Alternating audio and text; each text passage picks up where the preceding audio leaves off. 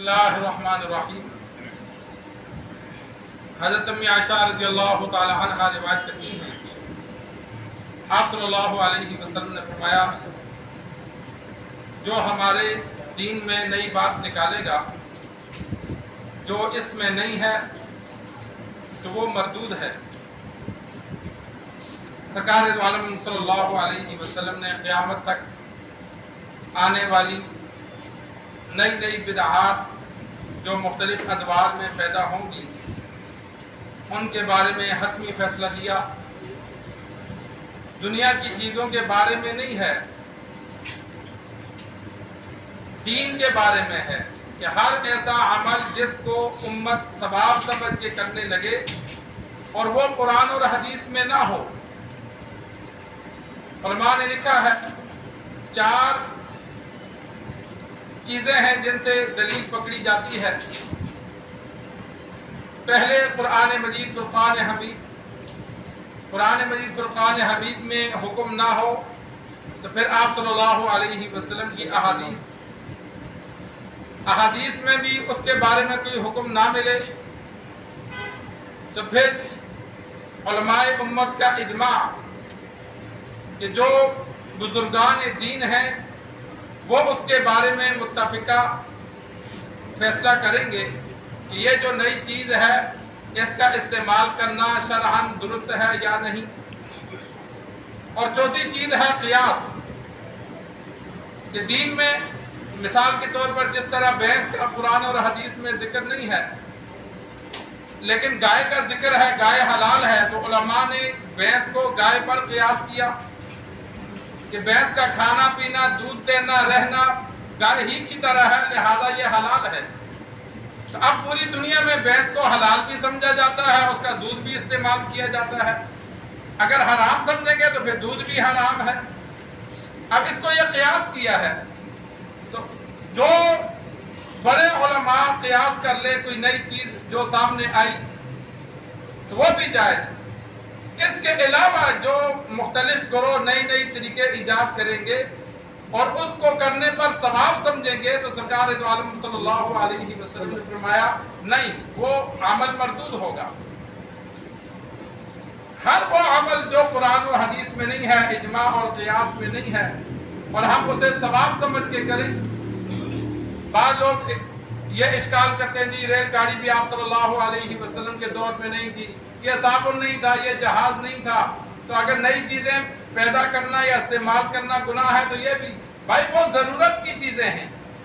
हम अगर घर जाते हैं तो रेलगाड़ी पे जाने पर सवाब नहीं समझते, क्या ड्राइवर पे न जाएं, रेलगाड़ी पे जाएं ज़्यादा सवाब मिलेगा या हवाई जहाज पे जाएं, नहीं, वो ज़रूरत की चीज़ें हैं। ज़रूरत में जो जो चीज़ें ईजाद होंगी, इस्तेमाल होंगी, उनको हम सवाब समझकर इस्तेमाल नहीं करते, अपनी ज़रूरत समझकर इस्तेमाल करते।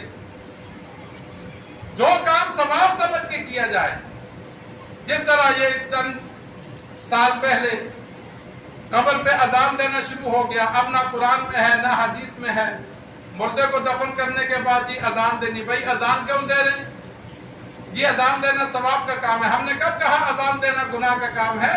लेकिन जब कब्र पर अजान देना साबित नहीं है तो फिर नहीं करेंगे। अब अगर सवाब समझ कर करेंगे तो वो गुनाह मिलेगा। अजान मस्जिद में दी जाए या जिन मौके पर अजान देने का हुक्म है वहां अजान दी जाए। मुर्दे को तो अजान से कोई फायदा और नुकसान नहीं है। कहते हैं जी जहां अजान दी जाए शैतान भागता है। मैंने कहा मुर्दे के साथ तो शैतान है ही नहीं। इंसान जब तक जिंदा होता है उसके साथ शैतान होता है। बच्चा डरता है, कान में अजान दो, घर में शयातीन जिन्नात हैं, रोजाना अजान दो, भाग जाएंगे। बारिश नहीं होती, अजाने दो, बारिश ज्यादा होगी, अजान, ये तो बात समझ में आती है। लेकिन कब्र पे किस लिए? कहते हैं शैतान भागता है। भाई शैतान यहाँ से किस लिए भगाना है? मुर्दों के साथ तो शैतान होता ही नहीं है। जब रूह निकल गई उसका ताल्लुक दुनिया से कट गया। शैतान आखिरी दम तक होता है बंदे को गुमराह करने के लिए। जब रूह निकल जाती है फिर तो वो जान छोड़ देता है, वो बंदा तो अल्लाह के हवाले हो गया। अब वो शैतान उसे गुमराह नहीं कर सकता। कब्र में शैतान है ही नहीं, कब्र में कंट्रोल फरिश्तों का है।